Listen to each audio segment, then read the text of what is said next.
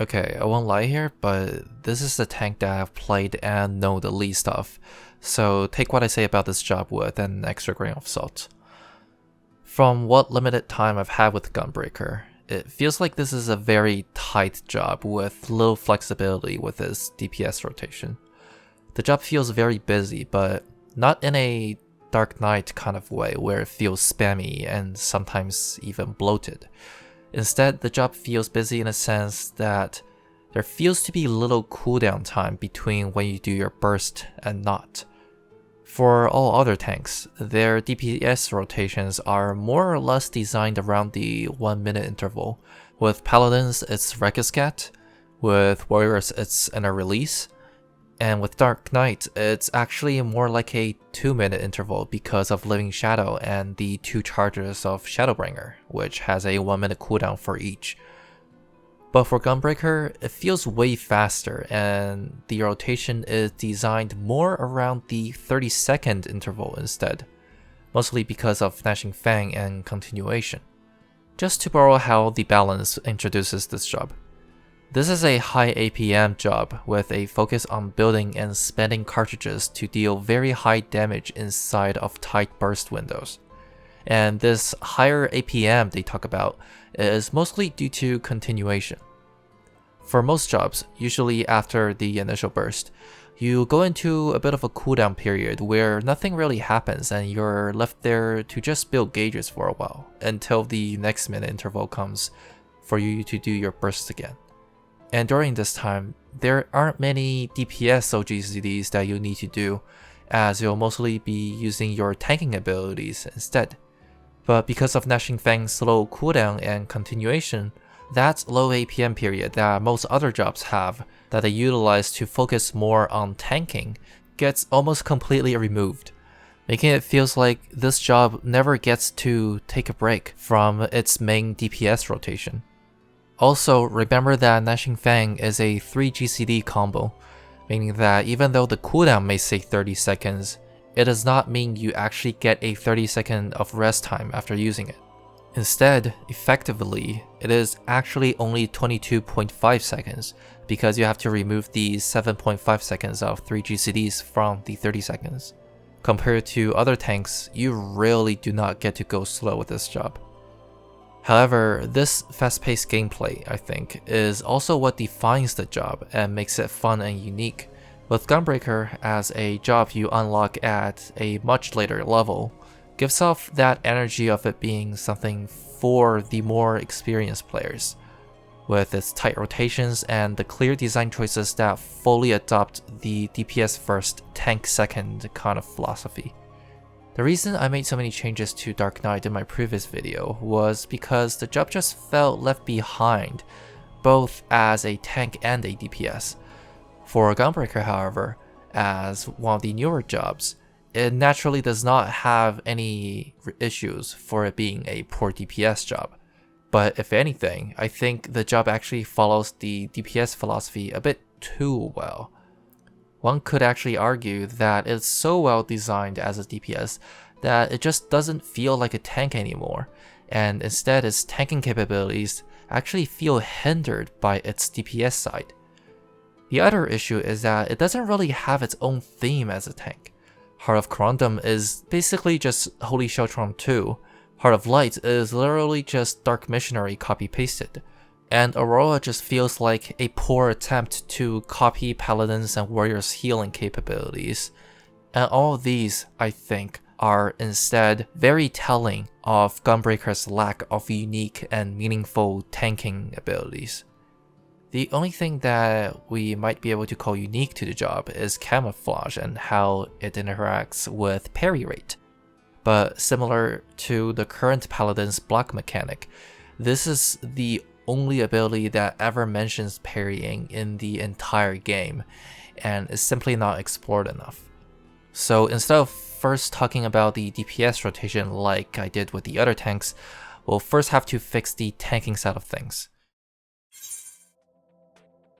Since this is the only job that ever mentions the parry mechanic, we can just kind of make that its niche. It kind of fits the aesthetic of the job as well, like it being a tank that is less about taking things head on, but dealing with incoming attacks in a more agile way instead. We can also adopt some ideas from the PvP action, Draw and Junction. The idea of being able to adapt to different situations and the party's needs is a pretty cool idea, and we can try to take some inspiration from that, making the job more versatile with its tanking methods. In the job's official description, it mentions Gunbreaker being able to emit a range of magical effects by utilizing etherically imbued cartridges. But right now, only Aurora feels like something that is fitting to that kind of description, as I don't really see anything magical about bullets exploding, so I won't really count any of the current cartridge spenders as fulfilling that description. So to summarize, our goal with this job is to make it utilize the parry mechanic more, and give it more magical effects than just healing, to make it more versatile. Let's first begin with parry. Parry is a mechanic that anyone can trigger actually, but it seems to only work on physical damage. But remember the problem with Dark Knight's weird focus on magic damage?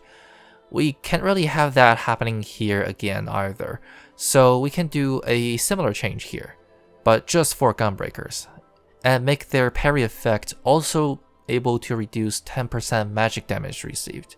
And as to why they're able to do that, maybe their gunblades are imbued with special aether protection magic or something? I don't know. I mean, magic already can be blocked by shields, so I don't really see why they can't be parried as well. And also, let's just increase the parry rate to 15% as well, just for good measure, since this is something special to Gunbreakers now. And now let's go through the actual abilities. Camouflage will mostly remain the same, as this ability already interacts with parry, so it is already a really fitting ability to the job. And it also grants a flat 10% mitigation, so it's definitely not weak either.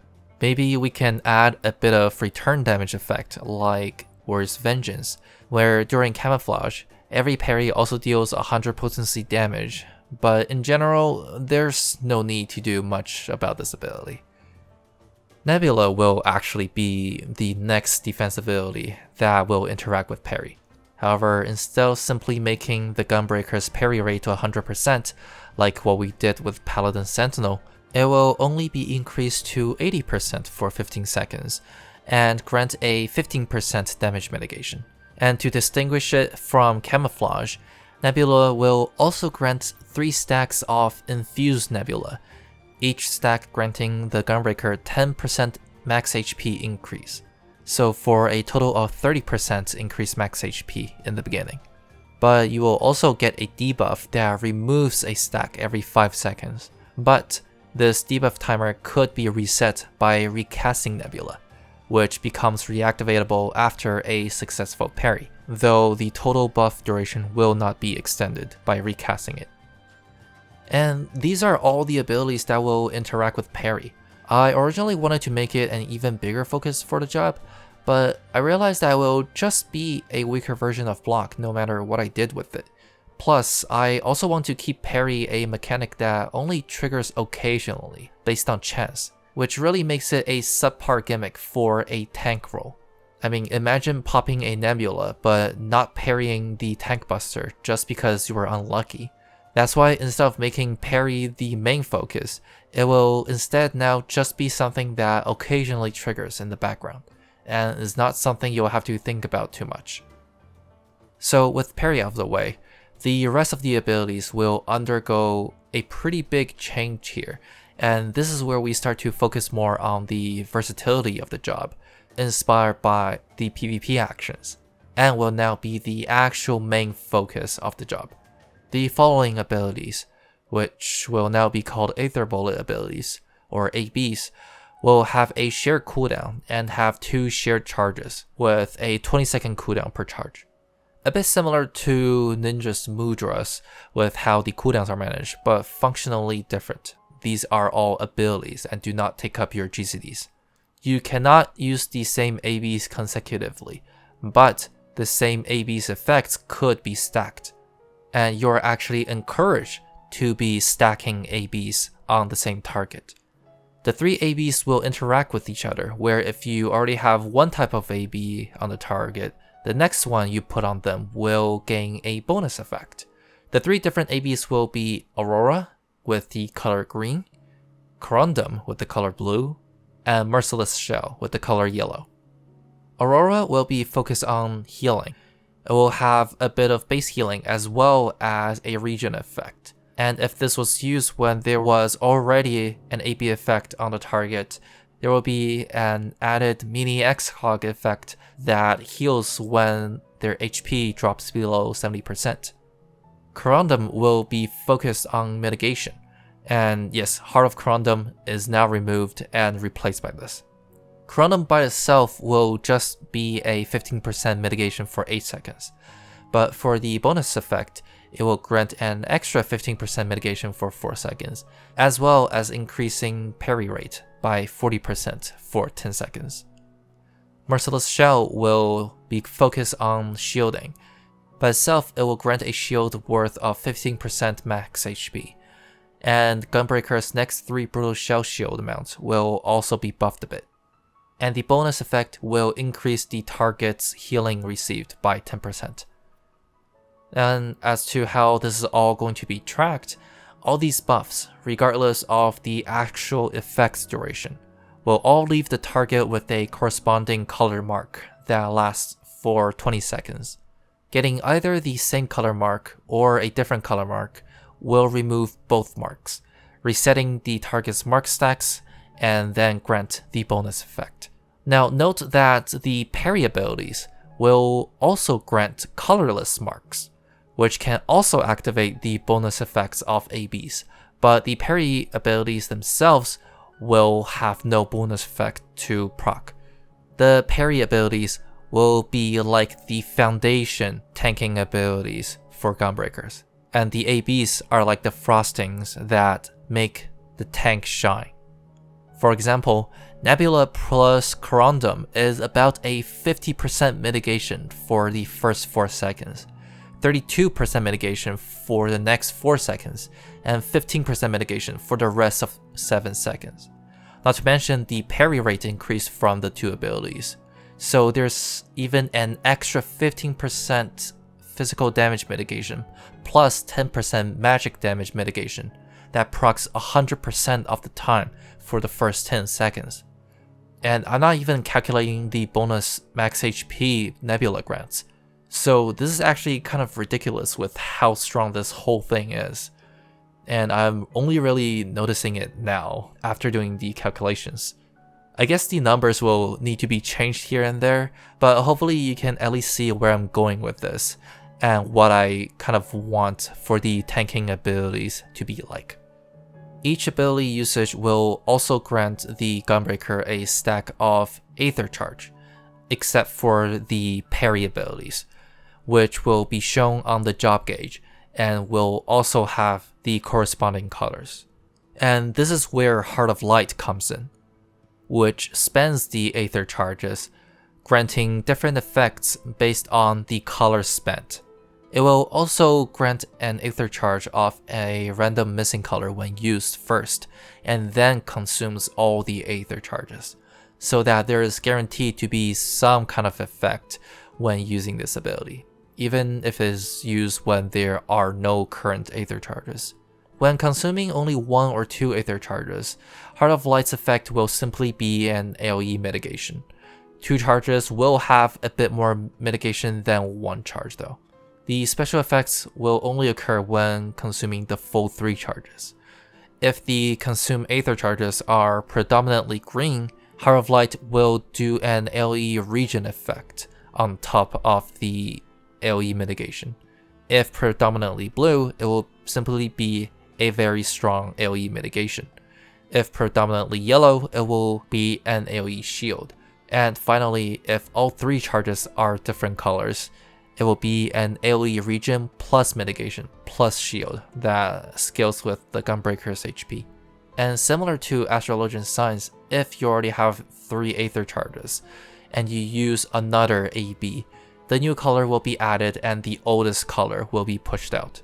This might make the job a bit busier than before, since there are certainly situations where you want to be using multiple abilities and have them all stacked together. But I think that's the kind of thing bound to happen if you want to give a job more versatility and options to play with. Cramping everything into a singular ability would only make the homogenization issue even worse, and I think it's fine for particularly Gunbreaker to be a bit harder to play than the other tanks. And here's a bit of my thought process behind these changes. When finalizing on the new Gunbreaker, I realized something interesting about the tanks. So we know that for healers there are two different types, the regen healers and the shield healers. But for the tanks, there are actually three different types of tanking as well. One with mitigation, which is mostly represented by Paladin. One that deals with healing, which is Warrior. And another one deals with shielding, which I guess Dark Knight will be the more fitting one. So Gunbreaker right now is actually in a similar situation as the old Astrologian, as the quote-unquote extra tank. For those who don't know, before Sage came out, Astrologian as the third healer could choose to be either a regen healer or a shield healer, so that they could fit in whatever party they went into. And in Shadowbringer, Astrologian was actually able to do a bit of both regen and shield healing through the old neutral sect. And now with Gunbreaker as the extra tank of the group, it now has to take up the mantle of being the flexible pick. And that's the kind of identity I saw with Gunbreaker, and is what I decided to go through with. But anyways, that's all for the tanking side of things. Next up, with the DPS actions. Although I said that I'm mostly pretty happy with how things are going for Gunbreakers currently, there are still a few things I want to go over, and I think it's pretty easy to guess which ones if you watch my previous videos. It'll be Sonic Break, Blasting Zone, Bowshock, and No Mercy. Maybe Double Down as well, but I think all I will want to do is to maybe add a continuation ability for it, just for consistency's sake, since all the other cartridge spenders have their own continuation ability. But let's go back to the main abilities. First of all, Sonic Break will no longer be a dot.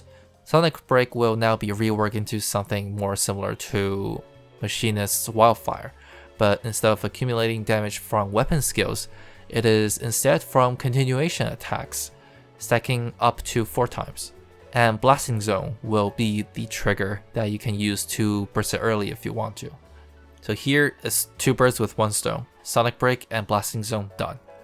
Bowshock will now function similar to Paladin's new Circle of Scorn, where it will be a continuous damaging circle that follows the character, dealing AoE damage every tick, while also granting extra parry rate.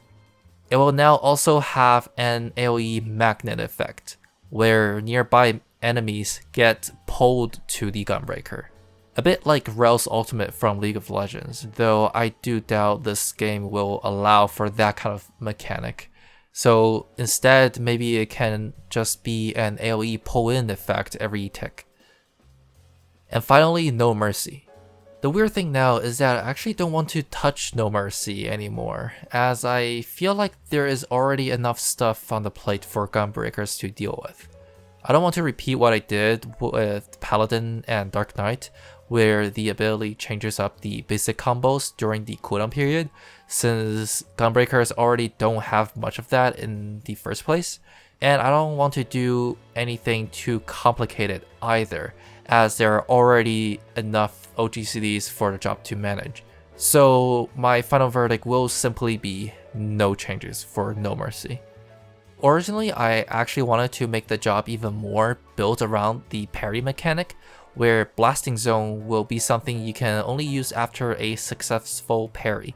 No Mercy was going to lose its damage increase effect and will instead only increase parry rate, which indirectly boosts the DPS with the more casts of Blasting Zone.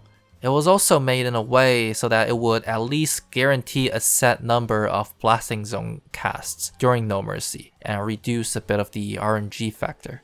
But after consideration, all of these are just not fitting for a tank. A DPS job maybe, I mean look at Bard here, but I think with tanks they need to be more consistent and have less sporadic button presses to ensure that there is no direct trade-off between the two, where using tanking abilities will sacrifice your DPS, or having a situation where there are too many DPS mechanics to handle, leaving very little room for the tanking abilities to shine. I think the current Gunbreaker has a good enough balance where both sides are relatively busy enough to handle, but things should be streamlined enough that it won't take up too much brain power to deal with, and can be gotten used to through practice and enough experience. So that's it for Gunbreaker as a whole. This was probably my least confident job rework until now, as this is one of my least familiar jobs. Maybe in order to compensate with what I did with the tanking abilities, we could have removed some DPS abilities like Bow Shock or maybe even Blasting Zone to open up more OGCD space, since the main issue with the tanking side of things was not only that the abilities were poor, but it was also that there were so many DPS abilities that are basically fighting for that OGCD space. So maybe removing some DPS bloat would have been the right call. But nonetheless, that will be it for all the tanks. Though I did originally plan to go through all the jobs, seeing how slow I actually am with making these videos, I am not sure if I can do it before Dawntrail releases. So from now on, I'll just do the ones that I really want to go over first, and no longer follow some kind of specific role or job order. Anyways, thank you for watching, and see you next time. Bye.